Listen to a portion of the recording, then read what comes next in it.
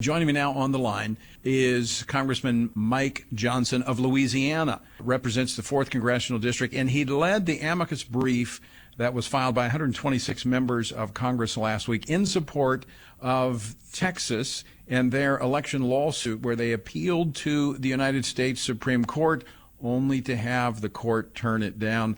Congressman Mike Johnson, welcome back to the program. Hey, Tony, great to be with you as always.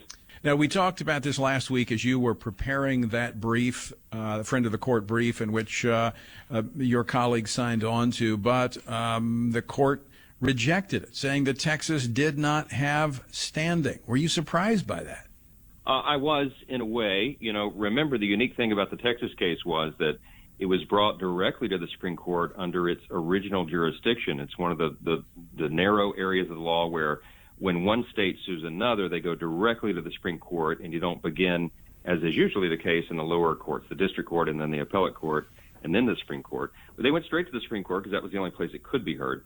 And for that reason, I think what Justice Thomas and Alito sort of implied or indicated in their statement was that, well, gee whiz, at least it should have had a hearing here, but it didn't. And so I think we're going to regret that for a long time to come, because there were some very, very important issues that the court could have addressed in that matter, and we certainly hope that they would. So, Congressman Mike Johnson, why did the court reject the case?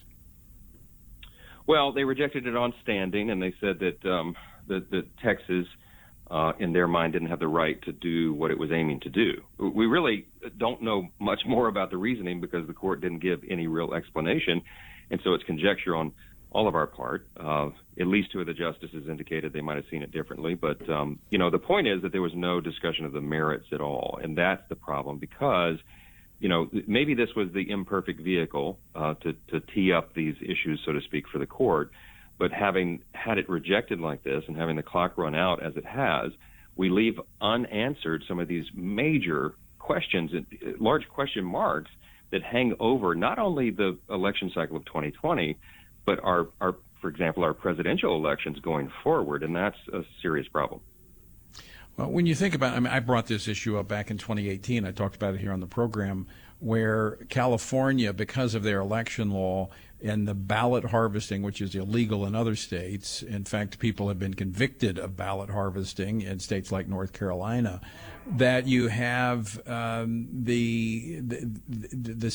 state that, like in California in 2018, because there was a flip in so many of the Republican seats, it gave the Democrats control of the Congress, which affects representation of other states. When you look at the committee assignments and you look at everything else, so a very similar principle. When one state is denied really fair representation because one state either cheated or had irregularities in their election cycle, if a state can't go to the Supreme Court to get justice, where can they go? Well, that is a real problem and a big question that a lot of Americans are asking themselves now. And, you know, if you look at the polling that came out just in the last couple of days, Tony, there was a Fox News poll over the weekend, and they indicate that huge numbers of Americans actually believe that the election was stolen from Donald Trump. I mean, it's something like 77% in that poll of Trump voters, 68% of Republicans overall, 39% of all voters in the country. So you've got a big chunk of the country that is doubting the veracity of our election system itself. Put me in that number. Put me in that number. Well, right. It's a serious problem in a republic because one of the foundational presuppositions of holding a government like ours together, a government of, by, and for the people, is that the people will believe that their vote counts, that it'll be fair, it'll be accurate. You got to have confidence. And if we lose that, we're in trouble. We're in trouble. Okay.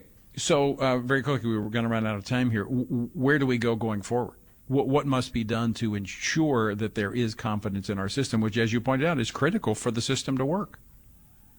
Well, we have a very serious challenge in front of us, and it needs to be a top priority beginning in January, at the beginning of the year. Most of this work has to be done. We'll do what we can in Congress, but most of this, the jurisdiction to fix it, is in the states. That's our system, our system of federalism. The states run their own elections. We're going to need people in every jurisdiction, every state, to let their voices be heard, to let their duly elected representatives in the state legislatures across the land know that they demand election security and fairness. And so there's going to have to be some reform. Here's a crazy idea, Tony.